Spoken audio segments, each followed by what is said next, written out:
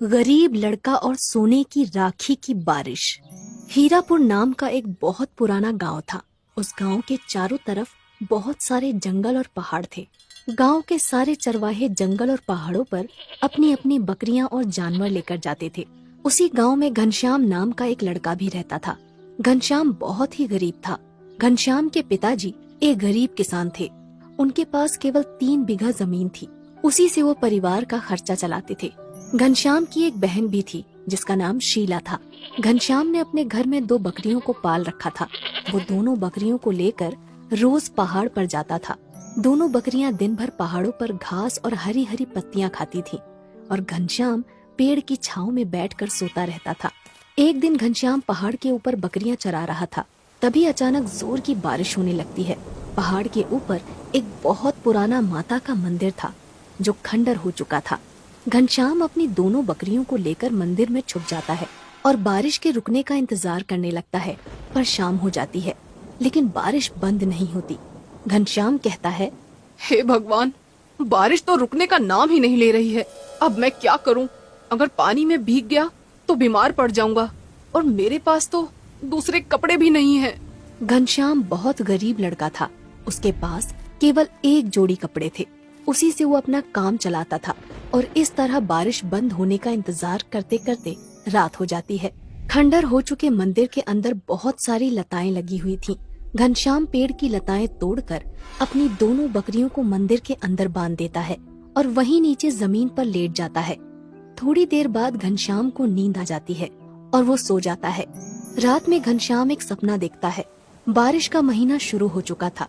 एक दिन घनश्याम के पिताजी घर में घनश्याम से कहते हैं, बेटा घनश्याम, बारिश शुरू हो चुकी है और अभी तक खेतों में बुआई नहीं हुई है। घर में कुछ पुराने बीज रखे हैं, तो मेरे साथ खेत पर चलो, हम दोनों मिलकर बुआई कर देंगे। लेकिन पिताजी, दोनों बकरियां सुबह से भूखी हैं और उन्हें लेकर जंगल में भी तो जाना है। तब घनश्याम के पिताजी कहते हैं, आज बकरियां चराने शीला चली जाएगी, तुम मेरे साथ खेत पर चलो। घनश्याम अपने पिताजी की बात मान लेता है और इसके बाद दोनों बाप बेटे बीज लेकर खेत की तरफ चल पड़ते हैं। रास्ते में चलते हुए घनश्याम के पिताजी घनश्याम से कहते हैं, बेटा, कुछ दिनों बाद रक्षाबंधन का त्योहार आने वाला है। हर बार की तरह इस बार भी रक्षाबंधन का त्योहार ऐसे ही निकल जाएगा। तब घनश्याम कहता है, तो क्या हुआ पिताजी, हमारे पास पैसे नहीं हैं, लेकिन हम खुश तो हैं। इस तरह बात करते करते दोनों बाप बेटे अपने खेत पर पहुंच जाते हैं। दोनों दिन भर मेहनत करके खेत की बुआई करते हैं और शाम को वापस अपने घर लौट आते हैं। घर पहुंचते ही घनश्याम के पिताजी आवाज लगाते हैं, शीला, अरे ओ शीला, बेटा एक गिलास पानी तो लाना। लेकिन अंदर से कोई जवाब नहीं आता। तब घनश्याम के पिताजी घनश्याम से कहते हैं, बेटा अंदर जाकर देख, शायद शीला रसोई में होगी। घनश्याम अंदर जाकर देखता है लेकिन घर में शीला नहीं थी और दोनों बकरियां भी नहीं थी। घनश्याम तुरंत दौड़कर बरामदे में आता है और पिताजी से कहता है, पिताजी, शीला अभी तक जंगल से बकरियां लेकर नहीं आई है और थोड़ी देर में रात होने वाली है। मैं जंगल जाकर देखता हूँ। जाओ बेटा, लेकिन जल्दी आ जाना। इसके बाद घनश्याम भागता हुआ जंगल में पहुंच जाता है और शीला को ढूंढने लगता है, लेकिन उसे शीला कहीं नजर नहीं आती। थोड़ी देर बाद उसे जंगल में अपनी दोनों बकरियां दिखाई देती हैं और घनश्याम समझ जाता है कि शीला भी आसपास ही होगी। तभी अचानक घनश्याम की नजर एक पेड़ के नीचे पड़ती है।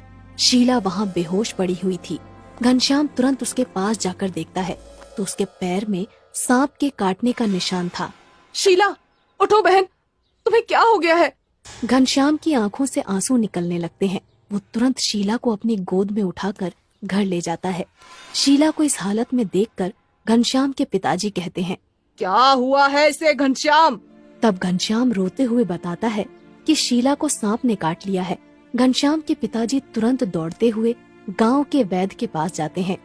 वैद्य तुरंत आकर शीला का इलाज करता है और घनश्याम के पिताजी से कहता है, अब घबराने की कोई बात नहीं, थोड़ी देर में इसे होश आ जाएगा। मैं एक जड़ी बूटी दे रहा हूँ, रात को दूध के साथ मिलाकर पिला देना इसे। इसके बाद वैद्य वहाँ से चला जाता है। थोड़ी देर बाद शीला को होश आ जाता है और वो घनश्याम के गले लगकर रोने लगती है। घनश्याम शीला से कहता है, आज के बाद तुम कभी अकेले जंगल नहीं जाओगी। दोनों भाई बहन का प्यार देखकर पास में खड़े घनश्याम के पिताजी की आंखों में आंसू आ जाते हैं। अगले दिन घनश्याम दोनों बकरियां लेकर जंगल की तरफ निकल पड़ता है। जंगल जाने से पहले शीला एक कपड़े में रोटी और अचार अपने भाई घनश्याम के लिए बांध देती है। जंगल पहुँचते पहुँचते घनश्याम को दोपहर हो जाती है और उसे भूख लगने लगती है। तभी उसे पहाड़ पर माता का पुराना मंदिर दिखाई देता है और वो सोचता है, बहुत दिनों से पहाड़ के ऊपर नहीं गया, क्यों ना आज पहाड़ के ऊपर ही खाना खाया जाए। और घनश्याम अपनी दोनों बकरियों को लेकर पहाड़ के ऊपर पहुंच जाता है। वो दोनों बकरियों को पत्ती डालकर मंदिर के अंदर चला जाता है। मंदिर के अंदर घनश्याम को कुछ चमकदार चीज दिखाई देती है। वो मंदिर के अंदर जाकर देखता है तो दंग रह जाता है।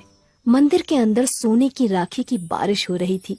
पहले तो घनश्याम को अपनी आंखों पर यकीन नहीं होता, लेकिन जब वो पास जाकर देखता है तो सचमुच चारों तरफ सोने की राखियों की बरसात हो रही थी। घनश्याम एक राखी को अपने हाथ में उठाकर कहता है, रक्षाबंधन के दिन शीला ये सोने की राखी मेरे हाथ पर बांधेगी तो उसे बहुत अच्छा लगेगा। इसके बाद घनश्याम अपनी शर्ट उतारकर बहुत सारी सोने की राखियां उसमें बांध लेता है और वापस अपने घर आ जाता है। घनश्याम को देखते ही शीला कहती है, अरे भैया, आज इतनी जल्दी वापस आ गए और बकरियां कहाँ पर है? तब घनश्याम थोड़ा हकलाते हुए कहता है, अरे वो शीला, मैं घनश्याम सोच में पड़ जाता है कि शीला को सब कुछ बताऊं या नहीं, लेकिन शीला के लगातार पूछने पर घनश्याम उसे सारी सच्चाई बता देता है। घनश्याम पोटली खोलकर शीला को सोने की राखियां दिखाता है। इतनी सारी सोने की राखियां देखकर पहले तो शीला को यकीन नहीं होता। फिर वो घनश्याम से कहती है, भैया, मेरे पास एक आइडिया है। रक्षाबंधन के दिन हम लोग बाजार में सोने की राखियों वाली दुकान लगा लेंगे। इसमें हमें बहुत पैसा मिलेगा। तब घनश्याम कहता है, तुम बिल्कुल सही कह रही हो बहना, हम ऐसा ही करेंगे। थोड़े दिनों बाद रक्षाबंधन आ जाता है और घनश्याम बाजार में अपनी दुकान लगा लेता है। सोने की राखियां बाजार में बहुत महंगी बिकती हैं और घनश्याम ढेर सारा पैसा कमा लेता है। ये त्योहार घनश्याम और उसके परिवार का सबसे अच्छा त्योहार था। इसके बाद घनश्याम हर साल रक्षाबंधन के दिन सोने की राखियां बेचकर खूब पैसा कमाता है और जब राखियां खत्म हो जाती हैं तो दोबारा से पहाड़ के ऊपर जाकर उसी पुराने मंदिर से राखियां ले आता है। इसी तरह सोने की राखी वाली बारिश से घनश्याम बहुत अमीर आदमी बन जाता है और वो अपने पिता और बहन के साथ खुशी खुशी रहने लगता है। तभी अचानक घनश्याम की नींद खुलती है। सुबह हो चुकी थी और बारिश भी बंद हो चुकी थी। घनश्याम अंगड़ाई लेते हुए कहता है, क्या था? सोने की राखी की बारिश?